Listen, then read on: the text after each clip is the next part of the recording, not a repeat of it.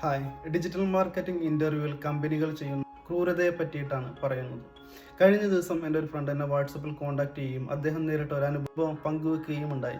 അദ്ദേഹം പറഞ്ഞത് senior digital marketing interview വേക്കൻസിയിലേക്ക് അദ്ദേഹം അപ്ലൈ ചെയ്യുകയും ഇൻ്റർവ്യൂവിൽ പങ്കെടുക്കുകയും അതിനുശേഷം HR റൗണ്ട് കഴിഞ്ഞു, അതിനുശേഷം ടെക്നിക്കലായിട്ടുള്ള റൗണ്ടുകളും ഒക്കെ കഴിഞ്ഞു. അതിനുശേഷം അവർ കൊടുത്തതെന്ന് വെച്ചാൽ 3 ദിവസത്തെ ഒരു ടാസ്ക്കാണ് കൊടുത്തത്. അവരുടെ വെബ്സൈറ്റാണ് കൊടുത്തത്. ആ വെബ്സൈറ്റിൽ നമ്മൾ എന്തൊക്കെ കാര്യങ്ങൾ ചെയ്യും. സാധാരണഗതിയിൽ എല്ലാ ഇൻ്റർവ്യൂസിനും ഇതൊക്കെ കൊടുക്കുന്നതാണ്. പക്ഷെ നമ്മൾ ബേസിക് ആയിട്ടുള്ള കാര്യങ്ങളൊക്കെ കൊടുത്താൽ മതിയാകും.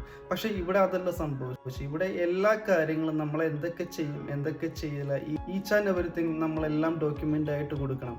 SEO ഓൺ പേജ് എന്തൊക്കെ ചെയ്യും, കീവേഡ് റിസർച്ച്, ഓഫ് പേജ് എന്തൊക്കെ ചെയ്യും, പെയ്ഡ് ഗൂഗിൾ ആഡ്സിൽ എന്തൊക്കെ ചെയ്യും, എന്തൊക്കെ ചെയ്യില്ല, സോഷ്യൽ മീഡിയ മാർക്കറ്റിങ്ങിൽ, ഓർഗാനിക്, പെയ്ഡ്, ഇമെയിൽ മാർക്കറ്റിംഗ്, എല്ലാ കാര്യങ്ങളും നമ്മൾ ആ ഒരു വെബ്സൈറ്റിന് വേണ്ടി ചെയ്തു കൊടുക്കണം.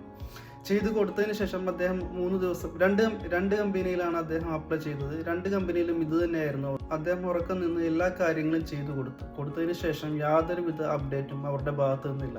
അങ്ങനെ ഒരാഴ്ച 2 ആഴ്ചയ്ക്ക് ശേഷം അദ്ദേഹം തിരിച്ചു വിളിച്ചു ചോദിച്ചു എന്തെങ്കിലും അപ്ഡേറ്റ് ഉണ്ടോ എന്ന്.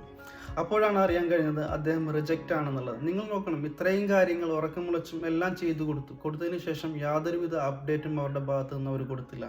സാധാരണഗതിയിൽ ഇങ്ങനെയുള്ള സ്കാമും ഈ ഇൻ്റർവ്യൂവിൽ നടക്കാറുണ്ട്. അതായത് അവരുടെ ഒരു വെബ്സൈറ്റോ അല്ലെങ്കിൽ കോമ്പറ്റീറ്റേഴ്സിൻ്റെ വെബ്സൈറ്റോ ചോദിച്ചതിന് ശേഷം നമ്മുടെ ഇന്ന് എന്തൊക്കെ സ്ട്രാറ്റജീസ് അവർക്ക് എടുക്കാൻ പറ്റും അതെല്ലാം എടുത്തതിന് ശേഷം ചിലപ്പോൾ ജോലി കൊടുക്കില്ല, ചിലപ്പോൾ അങ്ങനത്തെ ഒരു പൊസിഷൻ പോലും അവിടെ ഉണ്ടാകില്ല. അവർ ചെയ്യുന്നതെന്ന് വെച്ചാൽ ഇങ്ങനെയുള്ള കാര്യങ്ങൾ നമ്മുടെ ഉദ്യോഗാർത്ഥികളുടെ കയ്യിൽ നിന്നും മേടിച്ചെടുക്കുക എന്നുള്ളതാണ് മാത്രം ലക്ഷ്യം. നമ്മൾ ചെയ്യേണ്ടത്, നമ്മളൊരു ഇൻ്റർവ്യൂവിൽ പങ്കെടുക്കുന്നതിന് മുൻപ് ആ ഒരു കമ്പനിയെ പറ്റി ഒരു ബാക്ക്ഗ്രൗണ്ട് സ്റ്റഡി നമ്മൾ നടത്തിയിരിക്കണം. അതല്ല എന്നുണ്ടെങ്കിൽ നമ്മൾക്ക് ഇതുപോലെയുള്ള അനുഭവങ്ങൾ ഉണ്ടാകും എന്ന് പറഞ്ഞുകൊണ്ട് നിർത്തുന്നു. ബൈ.